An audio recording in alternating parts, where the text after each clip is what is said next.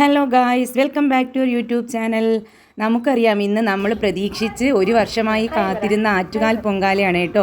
ഒരു വർഷത്തെ പൊങ്കാലയിട്ട് കഴിയുമ്പോൾ നമ്മൾ അടുത്ത വർഷത്തെ പൊങ്കാലയ്ക്ക് വേണ്ടി കാത്തിരിക്കും. അതാണ് ആറ്റുകാലിൻ്റെ ഒരു പ്രത്യേകത എന്ന് പറഞ്ഞാൽ. പിന്നെ പൊങ്കാലയ്ക്ക് പോകാൻ പറ്റുന്നതാണ് ഏറ്റവും വലിയൊരു ഭാഗ്യമായിട്ട് നമ്മൾ കരുതുന്നത്. എന്തെങ്കിലുമൊക്കെ തടസ്സങ്ങളോ ഒക്കെ വന്നാൽ പിന്നെ വിഷമമായിരിക്കും, ഈ വർഷത്തെ പൊങ്കാല മുടങ്ങിയല്ലോ അങ്ങനെയൊക്കെ പറഞ്ഞിട്ട്. ഇത്തവണ ഞങ്ങൾ കസിൻ്റെ വീട്ടിലാണ് പോയത് കേട്ടോ. തലേ ദിവസമേ പോയി. ഇത് മേട്ടുക്കട, തിരുവനന്തപുരം തൈക്കാടിനടുത്തുള്ള മേട്ടുക്കടയിലാണ്. അവിടെ എൻ്റെ കൊച്ചിച്ചൻ്റെ കടയുണ്ട്. അപ്പോൾ കടയുടെ ഫ്രണ്ടിലാണ് ഞങ്ങൾ അടുപ്പൊക്കെ കൂട്ടി വെച്ചിരുന്നത്. തലേ ദിവസം രാത്രി തന്നെ എല്ലാ അറേഞ്ച്മെൻറ്റ്സും ചെയ്തിട്ടുണ്ടായിരുന്നു. ഇത്തവണ എനിക്ക് കുറച്ച് ശാരീരിക ബുദ്ധിമുട്ട് ഉണ്ടായിരുന്നത് കൊണ്ട് ഞങ്ങൾക്ക് തലേ ദിവസമേ എല്ലാം അറേഞ്ച് ചെയ്ത് വയ്ക്കാനൊന്നും പറ്റിയില്ല കേട്ടോ. അല്ലെങ്കിൽ ഞങ്ങൾ കുറേ കാര്യങ്ങൾ തലേ ദിവസം ചെയ്ത് നല്ല സെറ്റാക്കി വയ്ക്കും. അപ്പോൾ പൊങ്കാല ദിവസം നമുക്കങ്ങനെ അധികം ബുദ്ധിമുട്ടൊന്നും വരാറില്ല. അത് കൂടാഞ്ഞിട്ട് വയ്യാഞ്ഞൊക്കെ കിടന്നത് കൊണ്ട് രാവിലെ എണീറ്റപ്പോൾ 7 മണിയായി. പിന്നെ ഞങ്ങൾ പൊങ്കാല ഇടുന്ന സ്ഥലത്തെത്തിയപ്പോൾ തന്നെ 8 മണിയായി കേട്ടോ. പിന്നെ എത്തിയ ഉടനെ ഞാനും അമ്മയൊക്കെ തേരളി വരകുന്ന തിരക്ക് അങ്ങനെയൊക്കെ ആയി. പാറു പിന്നെ അവിടുത്തെ ആൻറ്റിയും എല്ലാവരും കൂടെയൊക്കെ തേങ്ങ തിരിയൊക്കെ ഞങ്ങളെ സഹായിച്ചു കേട്ടോ. പിന്നെ ഇവിടെ കടയുള്ളത് കൊണ്ട് ഞങ്ങൾക്ക് എല്ലാ സൗകര്യങ്ങളും അതിനകത്ത് ഉണ്ടായിരുന്നു. പിന്നെ കുറേ കുട്ടിപ്പടകളുണ്ട് കേട്ടോ. ഇതെന്ന് പറഞ്ഞാൽ നമുക്കിപ്പോൾ എവിടെ പോയാലും മെമ്മറീസ് ആണ് കേട്ടോ. ഏതൊരു സ്ഥലത്ത് പോയാലും ഞാൻ കുറേ ഫോട്ടോസ് എടുക്കും. കാരണം അതാണ് നമ്മുടെ മെമ്മറീസ്. കുറച്ച് നാൾ കഴിയുമ്പോൾ നമ്മൾ അന്നത്തെ ഓർമ്മകൾ. അങ്ങനെ ഫോട്ടോ സെഷനൊക്കെ ഞങ്ങൾ നേരത്തെ നടത്തി. കാരണം പൊങ്കാല കഴിഞ്ഞ് കഴിഞ്ഞാൽ പിന്നെ ഞങ്ങളുടെ കോലമൊക്കെ വേറെ ഇതായിരിക്കും കേട്ടോ. ഇതെന്ന് പറഞ്ഞാൽ മേട്ടുക്കടയുള്ള മാടൻ തമ്പുരാൻ്റെ ക്ഷേത്രമാണ്. അപ്പോൾ ആറ്റുകാലുള്ള തന്ത്രിമാർ ഇവിടെയും വന്നിട്ടുണ്ട്. അപ്പോൾ അവരാണ് നമുക്ക് പൊങ്കാല അടുപ്പ് കത്തിക്കുന്നതും നിവേദ്യം ചെയ്യുന്നതും ഒക്കെ. അങ്ങനെ ഇത്തവണത്തെ പൊങ്കാലയ്ക്ക് പ്രത്യേകത നമുക്കറിയാം, ടൈം വളരെ കുറവായിരുന്നു കേട്ടോ. ഞങ്ങൾ പിന്നെ തേരളിയൊക്കെ പെട്ടെന്ന് റെഡിയാക്കി. തേങ്ങ, ഏലക്ക, ശർക്കര, മാവ് എല്ലാം കൂടെ പൊഴിച്ച് കോട്ടിയെടുത്തതാണ് തെരളിയപ്പം. എനിക്ക് ഇഷ്ടപ്പെട്ട ഒരു ആഹാരമാണ് ഈ കുട്ടിപ്പടകളുടെയൊക്കെ പരിപാടി. ഇതിൻ്റെ ഇടയിൽ കൂടെ ഓടി നടക്കുക എന്നുള്ളത് മാത്രമാണ്.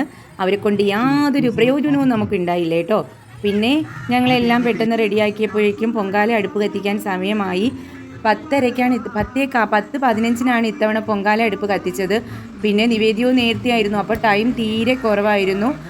10 മണിയായപ്പോൾ തന്നെ അനൗൺസ് ചെയ്തു, നമ്മളെല്ലാം റെഡിയായി അടുപ്പിൻ്റെ അവിടെ നിൽക്കുക എന്ന് പറഞ്ഞിട്ട്. അങ്ങനെ 10 മണിയായപ്പോൾ തന്നെ ദേവ് കത്തിക്കേണ്ട വിറകൊക്കെ പിടിച്ച് എല്ലാവരും നിൽപ്പുണ്ട് കേട്ടോ. പിന്നെ ഒരു 10 ആയപ്പോഴേക്കും ക്ഷേത്രത്തിലെ ദീപാരാധന തുടങ്ങി. അങ്ങനെ അവിടുത്തെ പൂജയെല്ലാം കഴിഞ്ഞിട്ട് തന്ത്രി നമുക്ക് അടുപ്പ് കത്തിച്ചു. നമുക്കറിയാം, പൊങ്കാല എന്ന് പറയുമ്പോൾ തന്നെ എല്ലാവരുടെയും ഒരു ഒത്തൊരുമയും സഹകരണമാണ് കേട്ടോ. എല്ലാ വീടുകളും പൊങ്കാലയിടാൻ വരുന്നവർക്കായി എല്ലാ സൗകര്യങ്ങളും ചെയ്തു കൊടുക്കും. അവിടെ ഹിന്ദുസെന്നോ ക്രിസ്ത്യൻസെന്നോ അങ്ങനെ യാതൊരു വ്യത്യാസവും ഇല്ല കേട്ടോ. എല്ലാ തവണയും ചേച്ചിമാരുണ്ടാകും. അങ്ങനെ ഞങ്ങൾ 3 പേരും ഒരുമിച്ചാണ് പൊങ്കാല ഇടുന്നത്.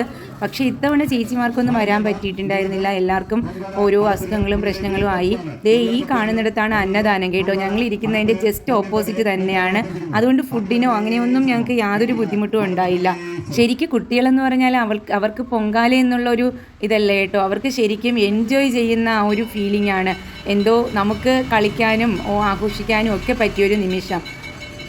അങ്ങനെ ഞങ്ങൾ തയ്യാറായി നിന്നെങ്കിലും അവിടെ പൂജ തകൃതിയായി നടക്കുന്നുണ്ട്. ഉടനെ തന്നെ നമ്മുടെ പണ്ടാര അടുപ്പിൽ തീ കത്തിക്കുമ്പോൾ ഇങ്ങോട്ട് തീ പകരും. ആറ്റുകാല് കത്തിക്കുന്ന അതേ ടൈമിൽ തന്നെയാണ് ഇവിടെയും തീ കത്തിക്കുന്നത്. അപ്പോൾ ശരിക്ക് നമ്മൾ വിറകൊക്കെ വെച്ച് അങ്ങനെ നിന്ന് കഴിഞ്ഞാൽ അവിടെ എല്ലാവരും മന്ത്രം പറയും. അമ്മേ നാരായണ, ദേവി നാരായണ, ലക്ഷ്മി നാരായണ, ഭദേ നാരായണ എന്ന് എല്ലാവരും ഉറച്ച് പ്രാർത്ഥിച്ചുകൊണ്ടാണ് നിൽക്കുന്നത് കേട്ടോ. ശരിക്കും എൻ്റെ അമ്മയുടെ നാടെന്ന് പറഞ്ഞാൽ ആറ്റുകാൽ ടെമ്പിളിൻ്റെ ഒക്കെ അടുത്താണ്. അപ്പോൾ കുട്ടിക്കാലം മുതലേ അമ്മയൊക്കെ അവിടെ പോകും കേട്ടോ. അവിടെ എന്ന് പറഞ്ഞാൽ അമ്മ പറയും, ദേവി എന്ന് പറഞ്ഞാൽ ഭയങ്കര ശക്തിയുള്ളതാണ്. നമ്മൾ ഒരു കാര്യവും പൊങ്കാലയ്ക്ക് പോയിട്ട് നമ്മൾ നിഷേധിക്കാൻ പാടില്ല. നമ്മൾ മനസ്സുരുക്കി പ്രാർത്ഥിച്ചാൽ എല്ലാം നടക്കും. അങ്ങനെയൊക്കെ കുറേ ഐതിഹ്യങ്ങളുണ്ട് കേട്ടോ. അങ്ങനെ സമയമായിട്ട് എല്ലാ അടുപ്പുകളും കത്തിച്ചു. സാധാരണ തന്നെ അമ്മ പറയും, നമ്മൾ അടുപ്പ് കത്തിക്കുമ്പോൾ ആദ്യം നല്ലൊരു പുകയും എല്ലാം ആയിട്ട് നമ്മളെ കണ്ണൊക്കെ നീറിയ ഒരു അവസ്ഥയാണ്. പിന്നെ കുറച്ച് കഴിയുമ്പോൾ ചെറുതായൊരു കാറ്റ് വീശുമെന്നാണ് പറയുന്നത്. ഈ കാറ്റ് വീശുമ്പോൾ നമ്മുടെ അടുപ്പിലേക്ക് തീ ഇങ്ങനെ നല്ലതായിട്ട് കത്തും. അതിന് വേണ്ടിയിട്ടാണ്.